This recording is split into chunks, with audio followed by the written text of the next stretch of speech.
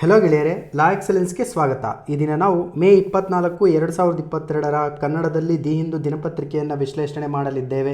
ಸ್ನೇಹಿತರೆ, ದಿನಪತ್ರಿಕೆ ವಿಶ್ಲೇಷಣೆಗೆ ಹೋಗೋಕ್ಕಿಂತ ಮುಂಚೆ ಲಾ ಎಕ್ಸಲೆನ್ಸ್ ವತಿಯಿಂದ ನಿಮಗೆಲ್ಲರಿಗೂ ಒಂದು ಸಿಹಿ ಸುದ್ದಿ ಕಾದಿದೆ. ಯಾರೆಲ್ಲ UPSC ಪರೀಕ್ಷೆಯನ್ನು ತಯಾರಿ ಮಾಡ್ತಾ ಇದ್ದೀರೋ ಅಥವಾ UPSC ಪರೀಕ್ಷೆಗೆ ತಯಾರಿಯನ್ನು ಮಾಡ್ತಾ ಇದ್ದೀರೋ, ನಿಮಗೆಲ್ಲರಿಗೂ ಕೂಡ ಸ್ಕಾಲರ್ಶಿಪ್ ಟೆಸ್ಟನ್ನು ಆಯೋಜನೆ ಮಾಡಲಾಗ್ತಾ ಇದೆ ಲಾ ಎಕ್ಸಲೆನ್ಸ್ ವತಿಯಿಂದ. ಇದಕ್ಕೆ ಸಂಬಂಧಪಟ್ಟಿರ್ತಕ್ಕಂಥ ಡೇಟು ಮತ್ತು ಪ್ಲೇಸು ಇದೇ ದಿನಪತ್ರಿಕೆ ವಿಶ್ಲೇಷಣೆಯ ಒಂದು ಸಂಚಿಕೆಯಲ್ಲಿ ನಿಮಗೆ ಪ್ರಕಟ ಮಾಡಲಾಗುತ್ತದೆ. ಈ ದಿನದ quote: to deny people their human right is to deny their very humanity, Nelson Mandela. ಈ ದಿನದ prelims question: which one of the following observation is not true about Quit India movement of 1942 ಅಂತೇಳಿ question ಇದೆ. ಇಲ್ಲಿ ಸರಿಯಾದ ಉತ್ತರ: it did not attract the labour class in general ಎನ್ನುವಂಥದ್ದು. ಮುಂದಿನ ಪ್ರಶ್ನೆ: the Himalayan range is very rich in species diversity. Which one among the following is the most appropriate reason for this phenomenon. ಇದರಲ್ಲಿ ಸರಿಯಾದ ಉತ್ತರ: it is a confluence of different biogeographical zones. ಈ ದಿನಪತ್ರಿಕೆ ವಿಶ್ಲೇಷಣೆಯ ಕೊನೆಯ ಭಾಗದಲ್ಲಿ UPSCಗೆ ಸಂಬಂಧಪಟ್ಟಿರ್ತಕ್ಕಂಥ 2 MCQsಗಳನ್ನು ಕೇಳಲಾಗಿದೆ. ಕಾಮೆಂಟ್ ಮುಖಾಂತರವಾಗಿ ಸರಿಯಾದ ಉತ್ತರವನ್ನು ತಿಳಿಸಿ. ಇಲ್ಲಿ ಪರೀಕ್ಷಾ ದೃಷ್ಟಿಯಿಂದ ಒಂದು ಪ್ರಮುಖವಾದ ಮಾಹಿತಿ ಇದೆ. ಈ ಚಿತ್ರವನ್ನು ನೋಡಿದ ತಕ್ಷಣ ನಿಮಗೆ ಗೊತ್ತಾಗ್ತಿದೆ ಆಮೆ ಅಂತೇಳಿ. ಸೊ ವರ್ಲ್ಡ್ ಟರ್ಟಲ್ ಡೇ, ವಿಶ್ವ ಆಮೆಗಳ ದಿನವನ್ನು ಪ್ರತಿ ವರ್ಷ ಮೇ 23ರಂದು ನಾವು ಸೆಲೆಬ್ರೇಟ್ ಮಾಡ್ತೀವಿ. 2022ರ ಮೇ 23ರ ವಿಶ್ವ ಆಮೆಗಳ ದಿನದ ಧ್ಯೇಯ ವ್ಯಾಖ್ಯ ಥೀಮ್ ಏನು ಅಂತ ನೋಡ್ಕೊಳ್ಳೋದಾದರೆ ಸೆಲೆಬ್ರೇಟ್ ಎನ್ನುವಂಥದ್ದು. ಈ ಥೀಮ್ ಏನು ಹೇಳುತ್ತೆ ಅಂದರೆ ಆಮೆಗಳನ್ನು ರಕ್ಷಣೆ ಮಾಡಬೇಕು, ಪ್ರೀತಿಸಬೇಕು, ಲವ್ ಆ್ಯಂಡ್ ಸೇವ್ ಟರ್ಟಲ್ಸ್. ಈ ದಿನದ ಮೊದಲನೇ article: India to join Biden's new trade initiative for Indo Pacific region. ಈ ಒಂದು ಆರ್ಟಿಕಲನ್ನು GS2 ಅಲ್ಲಿ ಬರುವಂತಹ ಇಂಟರ್ನ್ಯಾಷನಲ್ ರಿಲೇಷನ್ಶಿಪ್, ಅಂತಾರಾಷ್ಟ್ರೀಯ ಸಂಬಂಧಗಳು ಎನ್ನುವಂತಹ ಪಠ್ಯಕ್ರಮದ ಅಡಿಯಲ್ಲಿ ನೋಡ್ಕೊಳ್ಬಹುದು. ಈ ಒಂದು ಆರ್ಟಿಕಲಲ್ಲಿ Indo Pacific economic framework for prosperity ಎನ್ನುವಂತಹ ಅಗ್ರಿಮೆಂಟನ್ನು USA ಇಂಟ್ರೊಡ್ಯೂಸ್ ಮಾಡಿರುವಂಥದ್ದನ್ನು ನೋಡ್ಕೊಳ್ಬಹುದು. USA ಇಂಟ್ರೊಡ್ಯೂಸ್ ಮಾಡಿರುವಂತಹ ಈ ಒಂದು ಅಗ್ರಿಮೆಂಟ್ಗೆ ಸೈನ್ ಮಾಡಿರುವಂತಹ ಡಿಗ್ನೇಟರೀಸ್ಗಳನ್ನು ನೋಡ್ಕೊಳ್ಳೋದಾದರೆ, ದೇಶಗಳನ್ನು ನೋಡ್ಕೊಳ್ಳೋದಾದರೆ ಭಾರತದ ಪ್ರಧಾನಮಂತ್ರಿಯವರು, ಜಪಾನ್ನ ಪ್ರಧಾನಮಂತ್ರಿಯವರು ಮತ್ತು ಇತರೆ 10 ರಾಷ್ಟ್ರಗಳ ಪೊಲಿಟಿಕಲ್ ಲೀಡರ್ಸ್ಗಳು ಕೂಡ Indo Pacific economic framework for ಪ್ರಾಸ್ಪರಿಟಿಗೆ ಸೈನ್ ಹಾಕಿರುವಂಥದ್ದನ್ನು ಈ ಒಂದು ಆರ್ಟಿಕಲ್ ನಮಗೆ ಎಂಫಸೈಸ್ ಮಾಡ್ತಾ ಇದೆ. ಈ ಒಂದು ಫ್ರೇಮ್ವರ್ಕ್ನ ಹಿಂದೆ ಇರತಕ್ಕಂಥ ಪ್ರಮುಖವಾದ ಉದ್ದೇಶ ಏನು ಅಂದರೆ, ಇಂಡೋ ಪೆಸಿಫಿಕ್ ರೀಜನಲ್ಲಿ ಈ ಒಂದು ರಾಷ್ಟ್ರಗಳ ಗುಂಪು ತನ್ನ ಪ್ರಾತಿನಿಧ್ಯವನ್ನು ಹೊಂದಬೇಕು. ಇದಕ್ಕೆ ಪ್ರತಿಯಾಗಿ ಅಂದರೆ ಚೀನಾ ದೇಶದ ಪ್ರತಿಯಾಗಿ ತನ್ನ ಆರ್ಥಿಕ ಬಲವರ್ಧೀಕರಣ ಅಥವಾ ಬಲವರ್ಧನೆಯನ್ನು ಮಾಡುವಂಥದ್ದು. ಮುಂದಿನ ಹಂತದಲ್ಲಿ ಎಕನಾಮಿಯನ್ನು ಸ್ಟ್ರೆಂಥನ್ ಮಾಡುವಂತಹ ಒಂದು ವಿಶೇಷವಾಗಿರ್ತಕ್ಕಂಥ ಯೋಜನೆಯನ್ನು ದೃಷ್ಟಿಯನ್ನು ಇಟ್ಟುಕೊಂಡು ಈ ಇಂಡೋ ಪೆಸಿಫಿಕ್ ರೀಜನ್ಗೆ ಸಂಬಂಧಪಟ್ಟಂತೆ Indo Pacific economic framework for ಪ್ರಾಸ್ಪರಿಟಿಯನ್ನು USA ಇಂಟ್ರೊಡ್ಯೂಸ್ ಮಾಡಿರುವಂಥದ್ದನ್ನು ನಾವು ಗಮನದಲ್ಲಿಟ್ಕೊಳ್ಬೇಕು. ಇದಾದ ನಂತರ USA ಹೇಳ್ತಾ ಇದೆ, ಇದು ಕೇವಲ ಒಂದು ಫ್ರೀ ಟ್ರೇಡ್ ಅಗ್ರಿಮೆಂಟ್ ಅಲ್ಲ, ಫ್ರೀ ಟ್ರೇಡ್ ಡೀಲ್ ಅಲ್ಲ, ಮುಕ್ತ ವ್ಯಾಪಾರ ಒಪ್ಪಂದ ಅಲ್ಲ, ಬದಲಾಗಿ ಇದರಲ್ಲಿರ್ತಕ್ಕಂತಹ ಸದಸ್ಯ ರಾಷ್ಟ್ರಗಳ ಆರ್ಥಿಕತೆಯನ್ನು ಸ್ಟ್ರೆಂಥನ್ ಮಾಡುವಂಥದ್ದು, ಬಲವರ್ಧನೆ ಮಾಡುವಂತಹ ಒಂದು ಹೊಸದಾದ ಇನಿಷಿಯೇಟಿವ್ ಅಂತೇಳಿ ಪ್ರಸ್ತುತಪಡಿಸ್ತಾ ಇದೆ USA. ಈ IPEFನ ಪ್ರಮುಖವಾದ 4 ಪಿಲ್ಲರ್ಸ್ಗಳು ಯಾವುದು ಅಂತ ನೋಡ್ಕೊಳ್ಳೋದಾದರೆ, trades, supply chain resilience, clean energy and decarbonisation, taxes and anti corruption measures ಎನ್ನುವಂಥದ್ದು. ಈ ಒಂದು ಹೊಸದಾಗಿರ್ತಕ್ಕಂಥ ಫ್ರೇಮ್ವರ್ಕ್ನಲ್ಲಿ ಇರ್ತಕ್ಕಂತಹ ಮೆಂಬರ್ಸ್ಗಳು ಯಾರು, ಸದಸ್ಯರುಗಳು ಯಾವುದು ಅಂತ ನೋಡ್ಕೊಳ್ಳೋದಾದರೆ, Asian Association of South East Asian ರಾಷ್ಟ್ರಗಳಲ್ಲಿರುವಂತಹ 10 ಮೆಂಬರ್ ಕಂಟ್ರೀಸ್ಗಳಲ್ಲಿ 7 ರಾಷ್ಟ್ರಗಳು, ಕ್ವಾಡ್ನ ಎಲ್ಲ 4 ಸದಸ್ಯ ರಾಷ್ಟ್ರಗಳು, ಮುಂದುವರೆದಂತೆ ನ್ಯೂಜಿಲೆಂಡ್ ರಾಷ್ಟ್ರವು ಸೇರಿ ಟೋಟಲ್ 3 ಗುಂಪುಗಳನ್ನು ತೆಗೆದುಕೊಳ್ಳಲಾಗಿರುವಂಥದ್ದು. ಇದಾದ ನಂತರದಲ್ಲಿ ಇದಕ್ಕೆ ಸಂಬಂಧಪಟ್ಟಂತೆ ವರ್ಲ್ಡಲ್ಲಿ ಟೋಟಲ್ GDPಯನ್ನು ನಾವು ರೆಪ್ರೆಸೆಂಟ್ ಮಾಡಿದ್ರೆ, ಈ ಇನಿಷಿಯೇಟಿವ್ಗೆ ಅಥವಾ ಈ ಒಂದು ಫ್ರೇಮ್ವರ್ಕ್ನ ಅಡಿಯಲ್ಲಿ ಬರುವಂತಹ ರಾಷ್ಟ್ರಗಳ ಟೋಟಲ್ GDPಯನ್ನು ನೋಡಿಕೊಂಡ್ರೆ 40% GDPಯನ್ನು ರೆಪ್ರೆಸೆಂಟ್ ಮಾಡುತ್ತೆ ಈ ಒಂದು ಫ್ರೇಮ್ವರ್ಕ್ನ ಅಡಿಯಲ್ಲಿರುವಂತಹ ಮೆಂಬರ್ ಕಂಟ್ರೀಸ್ಗಳು. 2018 ಮತ್ತು 19ರ ಸಂದರ್ಭದಲ್ಲಿ RCEP ರೀಜನಲ್ ಕಾಂಪ್ರಿಹೆನ್ಸಿವ್ ಎಕನಾಮಿಕ್ ಪಾರ್ಟ್ನರ್ಶಿಪ್ಗೆ ಸಂಬಂಧಪಟ್ಟಿರ್ತಕ್ಕಂಥ ಒಂದು ಹೊಸದಾದ ಒಂದು ಗುಂಪಿನಲ್ಲಿ ಭಾರತ ಸದಸ್ಯತ್ವವನ್ನು ಹೊಂದದೆ ಹೊರಗಡೆ ಬಂದಿರುವಂಥದ್ದು, ಆ ಒಂದು ಟ್ರೇಡ್ ಅಗ್ರಿಮೆಂಟಿಗೆ ಸಹಿ ಹಾಕದೆ ಹೊರಗಡೆ ಬಂದಿರುವಂಥದ್ದು. ಸೊ ಇದರ ಬದಲಾಗಿ ಹೊಸದಾಗಿ ಹುಟ್ಕೊಂಡಿರ್ತಕ್ಕಂಥ ಈ ಒಂದು ಫ್ರೇಮ್ವರ್ಕ್ನ ಅಡಿಯಲ್ಲಿ RCEP ಬದಲಾಗಿ ಹುಟ್ಕೊಂಡಿರ್ತಕ್ಕಂತಹ ಅಥವಾ ಹೊಸದಾಗಿ ಹುಟ್ಕೊಂಡಿರ್ತಕ್ಕಂಥ ಇನಿಷಿಯೇಟಿವನ್ನು ಸದುಪಯೋಗ ಪಡಿಸಿಕೊಳ್ಳುತ್ತದೆ ಭಾರತ ಎನ್ನುವಂಥದ್ದನ್ನು ಈ ಆರ್ಟಿಕಲ್ನ ಮುಖಾಂತರವಾಗಿ ಪ್ರಸ್ತುತಪಡಿಸಲಾಗ್ತಾ ಇದೆ. ಈ IPEFಗೆ ಸಂಬಂಧಪಟ್ಟಂತೆ ಹೆಚ್ಚಿನ ಮಾಹಿತಿಯನ್ನು ಪಡ್ಕೊಳ್ಳೋದಾದರೆ, ಎಕನಾಮಿಕ್ ಗ್ರೋತಿಗೆ ಎಂಜಿನ್ ಆಗಿ ಬಳಕೆಯಾಗಲಿದೆ ಈ ಒಂದು ಇನಿಷಿಯೇಟಿವ್, ಈ ಒಂದು ಫ್ರೇಮ್ವರ್ಕ್.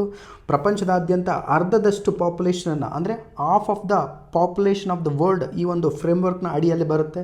ಇಂಡೋ ಪೆಸಿಫಿಕ್ ರೀಜನಲ್ಲಿ ನಾವು ಸ್ಟ್ಯಾಗ್ನೆಂಟ್ ಆಗಿ ಸ್ಟ್ರೆಂತನ್ನು ಪಡಿಬೇಕು ಅಂದರೆ, ಬಲವರ್ಧನೆಯನ್ನು ಪಡಬೇಕು ಅಂದರೆ ಈ ಒಂದು ಫ್ರೇಮ್ವರ್ಕ್ ನಮಗೆ ಇಂಪಾರ್ಟೆಂಟ್ ಆಗ್ತದೆ.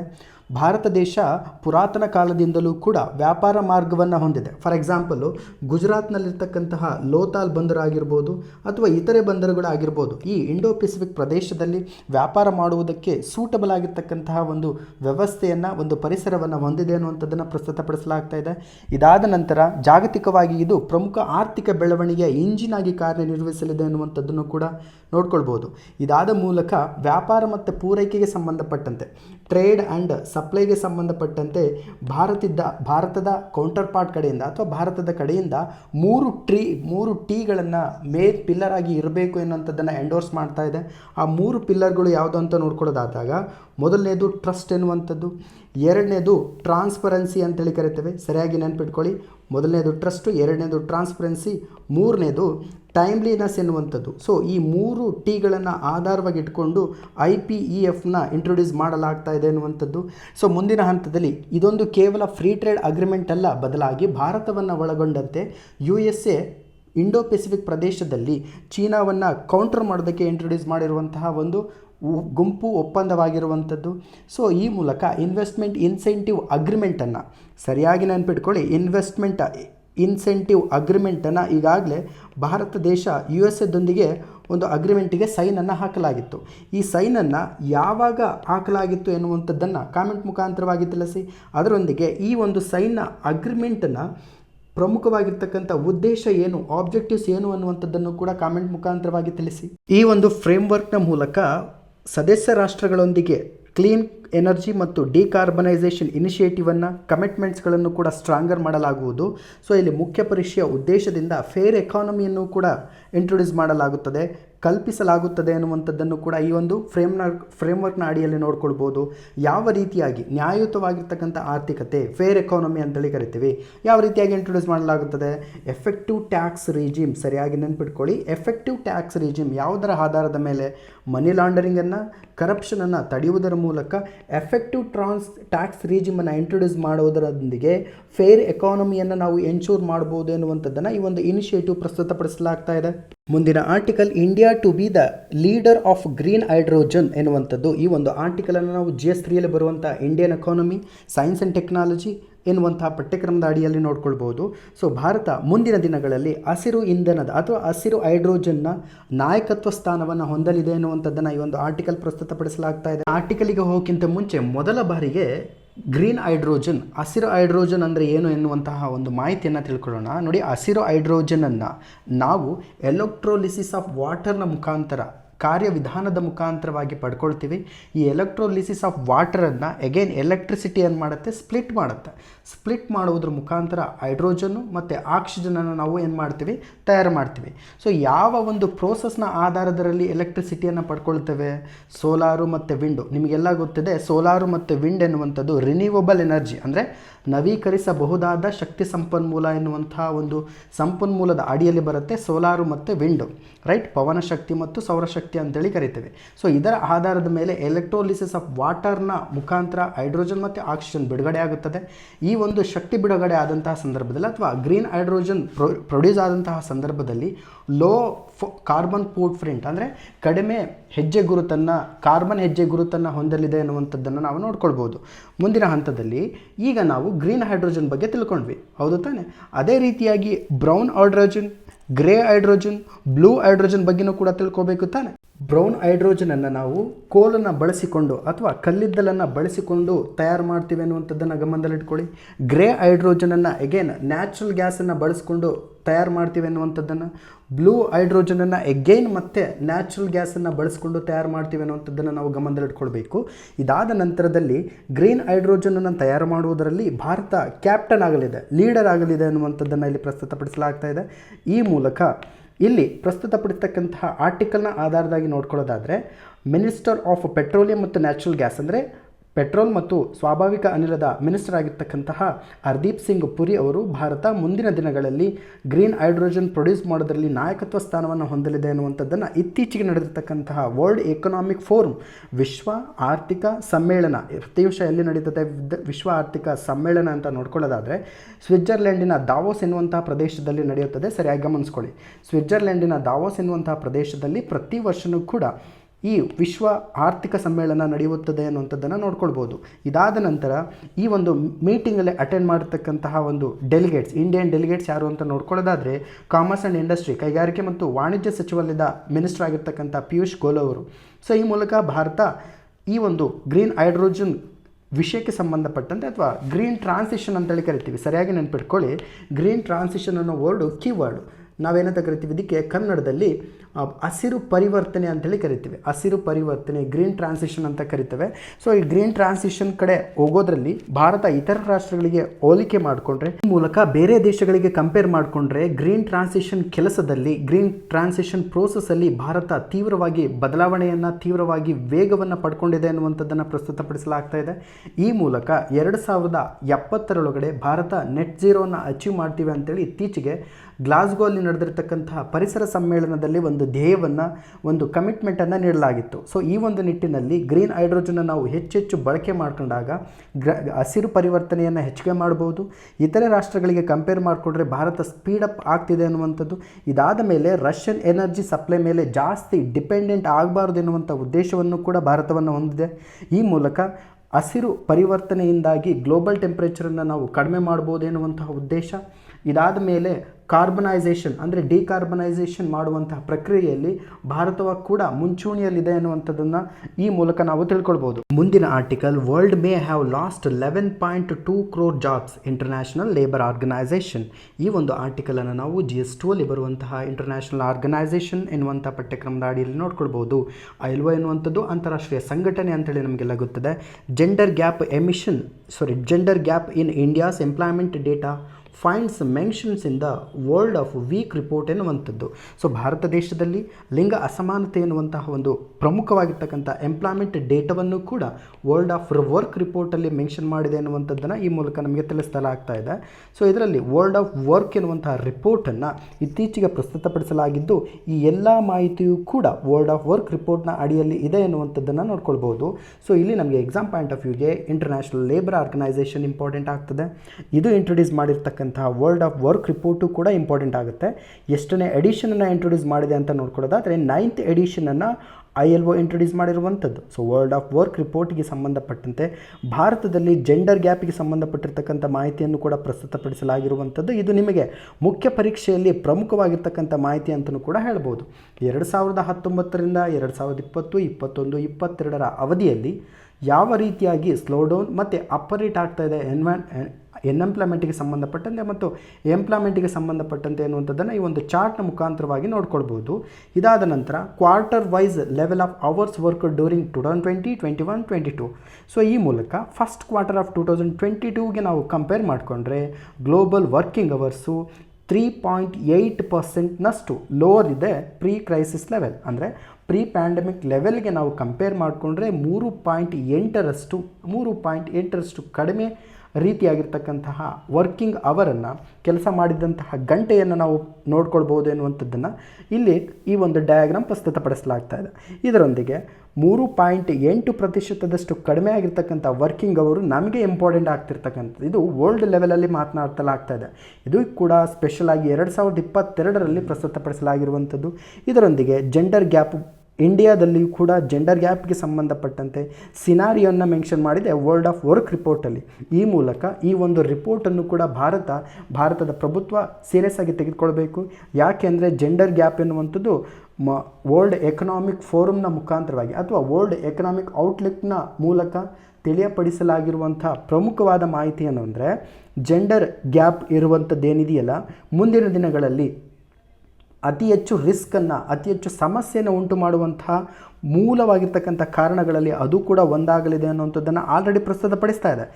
ಈಗ ವರ್ಲ್ಡ್ ಆಫ್ ವರ್ಕ್ ರಿಪೋರ್ಟಲ್ಲೂ ಕೂಡ ಈ ರೀತಿಯಾದ ಜೆಂಡರ್ ಗ್ಯಾಪ್ ಪ್ರಸ್ತುತಪಡಿಸಲಾಗಿರುವುದರಿಂದ ಇದಕ್ಕೆ ಸಂಬಂಧಪಟ್ಟಿರ್ತಕ್ಕಂಥ ಹೆಚ್ಚಿನ ಮಾಹಿತಿಯನ್ನು, ಹೆಚ್ಚಿನ ಯೋಜನೆಗಳನ್ನು ನಾವು ತೆಗೆದುಕೊಳ್ಬೇಕಾಗುತ್ತದೆ.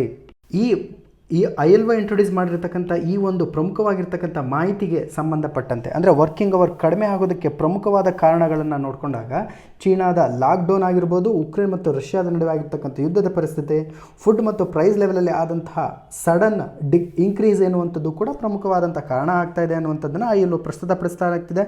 ಇದರೊಂದಿಗೆ ILO ರೆಕಮೆಂಡ್ ಮಾಡಿರ್ತಕ್ಕಂಥ ಪ್ರಮುಖವಾದ ಮಾಹಿತಿ ಏನು ಅಂತ ನೋಡ್ಕೊಳ್ಳೋದಾದರೆ, ಎಲ್ಲ ರಾಷ್ಟ್ರಗಳು ಹ್ಯೂಮನ್ ಅಪ್ರೋಚನ್ನು ಫಾಲೋ ಮಾಡಿಕೊಡ್ರಿ. ಈ ಮೂಲಕ ಪ್ರೆಸೆಂಟಲ್ಲಿ ಕ್ರಿಯೇಟ್ ಆಗಿರ್ತಕ್ಕಂಥ ಸಿಚುವೇಷನನ್ನು ನಾರ್ಮಲ್ ಲೆವೆಲ್ಗೆ ತೆಗೆದುಕೊಳ್ಬೇಕು. ಫೈನಾನ್ಷಿಯಲ್ ಟರ್ಬಲನ್ನು, ಪೊಟೆನ್ಷಿಯಲ್ ಡೆಬ್ಟನ್ನು, ಗ್ಲೋಬಲ್ ಸಪ್ಲೈ ಡಿಸ್ರಪ್ಷನನ್ನು ಕೂಡ ನಾವು ಸರಿಯಾದ ಪ್ರಮಾಣದಲ್ಲಿ ಮ್ಯಾನೇಜ್ ಮಾಡಬೇಕು. ಈ ಮೂಲಕ ಮುಂದೆ ಆಗ್ತಕ್ಕಂಥ ರಿಸ್ಕನ್ನು ಕೂಡ ನಾವು ಕಡಿಮೆ ಮಾಡಬೇಕು ಎನ್ನುವಂಥದ್ದನ್ನು ಪ್ರಸ್ತುತಪಡಿಸಲಾಗ್ತಾ ಇದೆ. ಇದರೊಂದಿಗೆ ಗ್ಲೋಬಲ್ ಲೇಬರ್ ಮಾರ್ಕೆಟ್ನನ್ನು ಪ್ರಸ್ತುತವಾಗಿ ಸರಿಯಾದ ಪ್ರಮಾಣದಲ್ಲಿ ವಿಸ್ತರಣೆ ಮಾಡಬೇಕು ಎನ್ನುವಂಥದ್ದನ್ನು 2022ರ ಈ ಒಂದು ILO ಇಂಟ್ರೊಡ್ಯೂಸ್ ಮಾಡಿರ್ತಕ್ಕಂಥ ರಿಪೋರ್ಟ್ನ ಮುಖಾಂತರವಾಗಿ ನಾವು ನೋಡ್ಕೊಳ್ಬೋದು. ಮುಂದುವರೆದಂತೆ ಇಂಟರ್ನ್ಯಾಷನಲ್ ಲೇಬರ್ ಆರ್ಗನೈಸೇಷನ್ ಪ್ರಸ್ತುತಪಡಿಸುವಂತಹ ರಿಪೋರ್ಟ್ಗಳು ನಮಗೆ exam point of view important ಆಗ್ತಾ ಹೋಗ್ತವೆ. ಸೊ ಆದುದರಿಂದ ನಾವು ರಿಪೋರ್ಟ್ಗಳನ್ನು ಒಂದು ಬಾರಿ ಗ್ಲಾನ್ಸ್ ಮಾಡಿ ಮುಖ್ಯವಾಗಿ 4 ಇಂಪಾರ್ಟೆಂಟ್ ಆಗಿರ್ತಕ್ಕಂಥ ರಿಪೋರ್ಟ್ಗಳನ್ನು ನೋಡ್ಕೊಳ್ಬೋದು. World Service Protection Report, Global Wage Report, ಈ ಆರ್ಟಿಕಲಲ್ಲಿ ಪ್ರಸ್ತುತಪಡಿಸಲಾಗಿರುವಂತಹ World of Work Report, World Employment Social Outlook ಎನ್ನುವಂಥ ರಿಪೋರ್ಟನ್ನು ಕೂಡ ಪಬ್ಲಿಷ್ ಮಾಡುವಂಥದ್ದು ಇಂಟರ್ನ್ಯಾಷನಲ್ ಲೇಬರ್ ಆರ್ಗನೈಸೇಷನ್. ಮುಂದಿನ article centre reconstitutes inter state goals ಎನ್ನುವಂಥದ್ದು. ಈ ಒಂದು ಆರ್ಟಿಕಲನ್ನು GS2 ಅಲ್ಲಿ ಬರುವಂಥ ಇಂಟರ್ನ್ಯಾಷನಲ್ ಇಂಟರ್ ಸ್ಟೇಟ್ ರಿಲೇಷನ್ಶಿಪ್ ಮತ್ತು ಸೆಂಟರ್ ಸ್ಟೇಟ್ ರಿಲೇಷನ್ಶಿಪ್ ಎನ್ನುವಂಥ ಪಠ್ಯಕ್ರಮದ ಅಡಿಯಲ್ಲೂ ನೋಡ್ಕೊಳ್ಬೋದು. ಇದರೊಂದಿಗೆ ಕೋಆಪರೇಟಿವ್ ಫೆಡರಲಿಸಮ್, ಸಹಕಾರಾತ್ಮಕ ಒಕ್ಕೂಟ ಎನ್ನುವಂಥ ಪಠ್ಯಕ್ರಮದ ಅಡಿಯಲ್ಲೂ ಕೂಡ ನೋಡ್ಕೊಳ್ಬೋದಾಗುತ್ತದೆ. ಸೊ ಇದರೊಂದಿಗೆ ಇಂಟರ್ ಸ್ಟೇಟ್ ಕೌನ್ಸಿಲ್ಗೆ ಸಂಬಂಧಪಟ್ಟಿರ್ತಕ್ಕಂಥ ಮಾಹಿತಿ ಆಗಿದೆ. ಸೊ ಭಾರತ ಸಂವಿಧಾನದಲ್ಲಿ ಈ ಕೆಳಗಿನ ಯಾವ ಆರ್ಟಿಕಲ್ನ ಅಡಿಯಲ್ಲಿ ಇಂಟರ್ ಸ್ಟೇಟ್ ಕೌನ್ಸಿಲನ್ನು ರಚನೆ ಮಾಡಲಾಗಿದೆ ಅನ್ನುವಂಥದ್ದನ್ನು ಪ್ರಸ್ತುತಪಡಿಸಿ. ಮುಂದುವರೆದಂತೆ ಇಂಟರ್ ಸ್ಟೇಟ್ ಕೌನ್ಸಿಲಲ್ಲಿ ಯಾವ ರೀತಿಯಾಗಿರ್ತಕ್ಕಂಥ ಕಾಂಪೋಸಿಷನ್ ಇರುತ್ತೆ ಅನ್ನುವಂಥದ್ದನ್ನು ನೋಡ್ಕೊಳ್ಳೋಣ. ಸೊ ಮೊದಲನೇ ಹಂತದಲ್ಲಿ ಪ್ರೈಮ್ ಮಿನಿಸ್ಟರ್ ಯಾವಾಗಲೂ ಕೂಡ ಪ್ರೆಸಿಡೆಂಟ್ ಆಗಿರ್ತಾರೆ. ಇದರೊಂದಿಗೆ ಮೆಂಬರ್ಸ್ಗಳನ್ನು ನೋಡ್ಕೊಳ್ಳೋದಾದರೆ ಚೀಫ್ ಮಿನಿಸ್ಟರ್ಸು ಮತ್ತು ಯೂನಿಯನ್ ಮಿನಿಸ್ಟರ್ಸ್ಗಳು, ಎಲ್ಲ ಸ್ಟೇಟಿನ ಚೀಫ್ ಮಿನಿಸ್ಟರ್ಸು ಕೂಡ ಈ ಒಂದು ಕೌನ್ಸಿಲ್ನ ಮೆಂಬರ್ ಆಗಿರ್ತಾರೆ. ಕೇಂದ್ರ ಸರ್ಕಾರದಲ್ಲಿರುವಂಥ 6 ಯೂನಿಯನ್ ಮಿನಿಸ್ಟರ್ಸ್ಗಳು ಈ ಒಂದು ಕೌನ್ಸಿಲ್ನ ಅಡಿಯಲ್ಲಿ ಸದಸ್ಯತ್ವವನ್ನು ಮೆಂಬರ್ಶಿಪ್ಪನ್ನು ಪಡ್ಕೊಂಡಿರ್ತಾರೆ. ಮುಂದಿನ ಹಂತದಲ್ಲಿ ನ್ಯಾಷನಲ್ ಇಂಟಿಗ್ರೇಷನ್ ಕೌನ್ಸಿಲ್, ಭಾರತದ ಅಥವಾ ರಾಷ್ಟ್ರೀಯ ಸಮಗ್ರತಾ ಮಂಡಳಿಯ ಅಧ್ಯಕ್ಷತೆಯನ್ನು ಯಾವಾಗಲೂ ಕೂಡ ಪ್ರೈಮ್ ಮಿನಿಸ್ಟರ್ ಹೊಂದಿರುತ್ತಾರೆ ಅನ್ನುವಂಥದ್ದನ್ನು ನಾವು ಎಕ್ಸಾಮ್ ಪರ್ಸ್ಪೆಕ್ಟಿವಲ್ಲಿ ನೆನಪಲ್ಲಿ ಇಟ್ಕೊಳ್ಬೇಕು. ಮುಂದಿನ article ASHA workers earn WHO global plaudits ಎನ್ನುವಂಥದ್ದು. ಈ ಒಂದು ಆರ್ಟಿಕಲನ್ನು ನಾವು GS2 ಅಲ್ಲಿ ಬರುವಂತಹ ಗವರ್ನೆನ್ಸ್ ಎನ್ನುವಂಥ ಪಠ್ಯಕ್ರಮದಲ್ಲಿ, issues relating with the health ಎನ್ನುವಂಥ ಪಠ್ಯಕ್ರಮದ ಅಡಿಯಲ್ಲೂ ಕೂಡ ನೋಡ್ಕೊಳ್ಬೋದು. So demand minimum wages from centre, ಅಂದರೆ ಕೇಂದ್ರದಿಂದ ಅಥವಾ ಕೇಂದ್ರ ಸರ್ಕಾರದಿಂದ ಕನಿಷ್ಠವಾಗಿರ್ತಕ್ಕಂಥ ಕೂಲಿಯನ್ನು ಆಶಾ ವರ್ಕರ್ಸ್ಗಳು ಡಿಮ್ಯಾಂಡ್ ಮಾಡ್ತಾ ಇದ್ದಾರೆ, ಬೇಡಿಕೆಯನ್ನು ಹೊಡ್ತಾ ಇದ್ದಾರೆ ಎನ್ನುವಂಥದ್ದನ್ನು ಈ ಆರ್ಟಿಕಲ್ನ ಮುಖಾಂತರವಾಗಿ ತಿಳ್ಕೊಳ್ಬೋದು. ಇದರ ಮೂಲಕ COVID-19 ಪೇಷಂಟ್ಸ್ಗಳಿಗೆ ಆಶಾ ಕಾರ್ಯಕರ್ತರ ಒಂದು ಹೆಲ್ಪನ್ನು ಗುರುತಿಸುವುದರ ಮೂಲಕ WHO ಅವರಿಗೆ ಸಂಬಂಧಪಟ್ಟಿರ್ತಕ್ಕಂತಹ ಮಿನಿಮಮ್ ವೇಜಸ್ಗಳನ್ನು ರೆಕಮೆಂಡ್ ಮಾಡಬೇಕು ಅಥವಾ ಅದನ್ನು ಎನ್ಶೂರ್ ಮಾಡಬೇಕು ಎನ್ನುವಂಥದ್ದನ್ನು ಈ ಮೂಲಕ ತಿಳ್ಕೊಳ್ಬೋದು. ಮೊದಲನೇ ಹಂತದಲ್ಲಿ ಆಶಾ ಎನ್ನುವಂತಹ ಒಂದು ಪದದ ಫುಲ್ ಫಾರ್ಮನ್ನು ನೋಡ್ಕೊಳ್ಳೋಣ. ಅಕ್ರಿಡೇಟೆಡ್ ಸೋಷಿಯಲ್ ಹೆಲ್ತ್ ಆಕ್ಟಿವಿಸ್ಟ್ ಎನ್ನುವಂಥದ್ದು. ಸೊ WHO ಇಂಟ್ರೊಡ್ಯೂಸ್ ಮಾಡಿರುವಂತಹ WHO Global Health Leaders Award 2022ನ ಪ್ರಕಾರ ಪ್ರಮುಖವಾದಂತಹ ರೆಸಿಪಿಯೆಂಟ್ಸ್ಗಳಲ್ಲಿ ಅಥವಾ ಅವಾರ್ಡನ್ನು ಪಡೆದಿರ್ತಕ್ಕಂತಹ ಪುರಸ್ಕೃತರಲ್ಲಿ ಆಶಾ ವರ್ಕರ್ಸು ಕೂಡ ಫ್ರಂಟ್ ಲೈನಲ್ಲಿ ಇದ್ದಾರೆ ಎನ್ನುವಂಥದ್ದನ್ನು. ಸೊ ಈ ಫ್ರಂಟ್ ಲೈನ್ ವರ್ಕರ್ಸ್ಗಳು ಅಂದರೆ ಆರೋಗ್ಯ ಸಮಸ್ಯೆಗೆ ಸಂಬಂಧಪಟ್ಟಿರ್ತಕ್ಕಂತಹ ಕೆಲಸವನ್ನು ಮಾಡುವಂತಹ ಕಾರ್ಯ ಸಿಬ್ಬಂದಿಯಲ್ಲಿ ಮುನ್ನೆಲೆಯಲ್ಲಿರ್ತಕ್ಕಂತಹ ಆಶಾ ಕಾರ್ಯಕರ್ತರಿಗೋಸ್ಕರ WHO ಅವರನ್ನು ಐಡೆಂಟಿಫೈ ಮಾಡಿ ಅವರ ಒಂದು ಲೀಡರ್ಶಿಪ್ಪನ್ನು ಕೂಡ ರೆಕಗ್ನೈಸ್ ಮಾಡಿರುವಂಥದ್ದು. ಈ ಮೂಲಕ ಅವರ ಕಾಂಟ್ರಿಬ್ಯೂಷನ್ನು ಮತ್ತು ಗ್ಲೋಬಲ್ ಹೆಲ್ತ್ ಮತ್ತು ಕಮಿಟ್ಮೆಂಟ್ಗೆ, ಜಾಗತಿಕವಾಗಿರ್ತಕ್ಕಂಥ ಆರೋಗ್ಯ ಮತ್ತು ಅದರಲ್ಲಿರ್ತಕ್ಕಂಥ ಕಮಿಟ್ಮೆಂಟ್ಗೆ ಅವರ ಕಾಂಟ್ರಿಬ್ಯೂಷನನ್ನು ಐಡೆಂಟಿಫೈ ಮಾಡಿದೆ. ಈ ಮೂಲಕ ರೀಜನಲ್ ಹೆಲ್ತ್ ಇಶ್ಯೂಸ್ ಅಂದರೆ ಪ್ರಾದೇಶಿಕವಾಗಿರ್ತಕ್ಕಂಥ ಆರೋಗ್ಯ ಸಮಸ್ಯೆಗಳನ್ನು ಕೂಡ ಈ ಮೂಲಕ WHO ಐಡೆಂಟಿಫೈ ಮಾಡಿ ಅವರಿಗೆ WHOದ ಗ್ಲೋಬಲ್ ಹೆಲ್ತ್ ಲೀಡರ್ಸ್ ಅವಾರ್ಡ್ನ 2022ನ ಒಂದು ಪ್ರಮುಖ ರೆಸಿಪಿಯೆಂಟು ಕೂಡ ಎನ್ನುವಂಥದ್ದನ್ನು ಪ್ರಸ್ತುತಪಡಿಸಲಾಗ್ತಾ ಇದೆ. ಭಾರತದಲ್ಲಿ ಆರೋಗ್ಯ ವ್ಯವಸ್ಥೆಯನ್ನು ಸಮುದಾಯದೊಳಗೆ ಅಂದರೆ ಕಮ್ಯುನಿಟಿಯನ್ನು ಹೆಲ್ತ್ ಸಿಸ್ಟಮಲ್ಲಿ ಲಿಂಕ್ ಮಾಡಿದ್ದರ ಒಂದು ಸವಿನೆನಪಿಗೋಸ್ಕರ, ಅದಕ್ಕೆ ಗೌರವವನ್ನು ಸಲ್ಲಿಸುವುದಕ್ಕೋಸ್ಕರ ಭಾರತದಲ್ಲಿರುವಂತಹ 10 ಲಕ್ಷ ಸ್ಟ್ರಾಂಗ್ ಹೆಲ್ತ್ ವರ್ಕರ್ಸ್ಗಳಿಗೆ ಈ ಒಂದು ಆನರನ್ನು ಕೊಡಲಾಗಿರುವಂಥದ್ದು. ಸೊ ಭಾರತ ದೇಶದಲ್ಲಿ ರೂರಲ್ ಪಾವರ್ಟಿ ಇದ್ರೂ ಕೂಡ ಪ್ರಾಥಮಿಕವಾಗಿರ್ತಕ್ಕಂಥ ಆರೋಗ್ಯ ಸೇವೆಯನ್ನು, ಪ್ರೈಮರಿ ಹೆಲ್ತ್ ಕೇರ್ ಸರ್ವಿಸಸನ್ನು ಕೊಡುವುದರಲ್ಲಿ ಈ ಆಶಾ ಕಾರ್ಯಕರ್ತರ ಒಂದು ಕೆಲಸ ಪ್ರಮುಖವಾಗಿರುವಂಥದ್ದನ್ನು WHO ಒಂದು ಪ್ರೆಸ್ ಸ್ಟೇಟ್ಮೆಂಟ್ನ ಮುಖಾಂತರವಾಗಿ ಪ್ರಸ್ತುತಪಡಿಸಲಾಗ್ತಾ ಇದೆ. ಸೊ ಇದರೊಂದಿಗೆ COVID-19 ಪ್ಯಾಂಡಮಿಕ್ನ ಸಮಯದಲ್ಲೂ ಕೂಡ ಅವರ ಒಂದು ಕೆಲಸ ರೆಕಗ್ನೈಸ್ ಮಾಡಿರುವಂಥದ್ದು WHO ಇಂಟ್ರೊಡ್ಯೂಸ್ ಮಾಡಿರುವಂಥ ಒಂದು ಹೊಸದಾಗಿರ್ತಕ್ಕಂತಹ ಒಂದು ವಿಷಯವಾಗಿದೆ. ಈ ಮೂಲಕ ಪ್ಯಾಂಡಮಿಕ್ನ ಸಮಯದಲ್ಲಿ ಆಶಾ ವರ್ಕರ್ಸ್ಗಳ ಟಾಸ್ಕನ್ನು, COVID-19ಗೆ ಸಂಬಂಧಪಟ್ಟಿರ್ತಕ್ಕಂಥ ಅವೇರ್ನೆಸ್ಸನ್ನು ಕೂಡ ಸ್ಪ್ರೆಡ್ ಮಾಡಿರುವಂಥದ್ದು, ಇದರೊಂದಿಗೆ ಪಾಸಿಟಿವ್ಸ್ ಕೇಸ್ಗಳನ್ನು ಯಾವ ರೀತಿಯಾಗಿ ಹ್ಯಾಂಡಲ್ ಮಾಡಬೇಕು, ವ್ಯಾಕ್ಸಿನೇಷನ್ ಡ್ರೈವನ್ನು ಯಾವ ರೀತಿಯಾಗಿ ಸೇಫಾಗಿ ಮಾಡಬೇಕು, ಇವೆಲ್ಲದಕ್ಕೂ ಸಂಬಂಧಪಟ್ಟಂತೆ ಸೇಫ್ಟಿಯಾಗಿ ಮತ್ತು ಸುರಕ್ಷಿತವಾಗಿ ಕೆಲಸವನ್ನು ಪ್ರೋಟೋಕಾಲ್ಸ್ನ ಮುಖಾಂತರವಾಗಿ ಕೆಲಸವನ್ನು ಮಾಡಿದ್ದಾರೆ ಈ ಆಶಾ ಕಾರ್ಯಕರ್ತರು. ಭಾರತ ಸರ್ಕಾರ COVID-19ಗೆ ಸಂಬಂಧಪಟ್ಟಂತೆ COVID-19ಗೆ ಟ್ರೀಟ್ಮೆಂಟ್ ಕೊಡುವಂತಹ ಸಂದರ್ಭದಲ್ಲಿ ಹೆಲ್ತ್ ವರ್ಕರ್ಸ್ಗಳು ಸಾವನ್ನಪ್ಪಿರುವಂತಹ ಸಂದರ್ಭದಲ್ಲಿ ಅವರ ಫ್ಯಾಮಿಲೀಸ್ಗಳಿಗೆ 50 ಲಕ್ಷ ರೂಪಾಯಿಯ ಕಾಂಪನ್ಸೇಷನನ್ನು ನೀಡಿರುವಂಥದ್ದು ಕೂಡ ಪ್ರಮುಖವಾಗಿರ್ತಕ್ಕಂಥ ಮಾಹಿತಿಯಾಗಿದೆ. ಹಣಕಾಸು ಆಯೋಗಕ್ಕೆ ಸಂಬಂಧಪಟ್ಟಿರ್ತಕ್ಕಂಥ ಕ್ವಶನನ್ನು ಕೇಳಲಾಗಿದೆ. ಸೊ ಇಲ್ಲಿ ಕೊಟ್ಟಿರ್ತಕ್ಕಂಥ ಆಪ್ಷನ್ಸ್ಗಳಲ್ಲಿ ಸರಿಯಾದ ಆಪ್ಷನ್ಸ್ ಯಾವುದು ಅಂತ ನೋಡಿಕೊಂಡು ಸರಿಯಾದ ಉತ್ತರವನ್ನು ಕಾಮೆಂಟ್ ಮುಖಾಂತರವಾಗಿ ತಿಳಿಸಿ. ಭಾರತ ಸ್ವಾತಂತ್ರ್ಯ ಹೋರಾಟದ ಸಂದರ್ಭದಲ್ಲಿ ಉಷಾ ಮೆಹ್ತಾ ಅವರು ಈ ಕೆಳಗಿನ ಯಾವ ಕೆಲಸವನ್ನು, ಈ ಕೆಳಗಿನ ಯಾವ ಕಾರ್ಯವನ್ನು ಮಾಡುತ್ತಿದ್ದರು ಎನ್ನುವಂಥದ್ದನ್ನು ಇಲ್ಲಿ ಪ್ರಸ್ತುತಪಡಿಸಲಾಗ್ತಾ ಇದೆ. ಸರಿಯಾದ ಉತ್ತರವನ್ನು ಕಾಮೆಂಟ್ ಮುಖಾಂತರವಾಗಿ ತಿಳಿಸಿ. ಇದಾಗಿತ್ತು 24/5/2022 ಕನ್ನಡದಲ್ಲಿ ದಿ ಹಿಂದೂ ದಿನಪತ್ರಿಕೆಯ ವಿಶ್ಲೇಷಣೆ. ಇದಕ್ಕೆ ಸಂಬಂಧಪಟ್ಟಂತೆ ತಾವೇನಾದರೂ ಡೌಟ್ಸ್ಗಳನ್ನು ಹೊಂದಿದ್ರೆ ಅಂದರೆ ದಯವಿಟ್ಟು ಕಾಮೆಂಟ್ ಮುಖಾಂತರವಾಗಿ ಕಮೆಂಟ್ ಮಾಡಿ ತಮ್ಮ ಡೌಟ್ಸ್ಗಳನ್ನು ಕ್ಲಿಯರ್ ಮಾಡ್ಕೊಳ್ಳಿ ಅಂತ ಹೇಳ್ತಾ ಎಲ್ಲರಿಗೂ ಒಳ್ಳೆಯದಾಗಲಿ, ಶುಭವಾಗಲಿ. Thank you and all.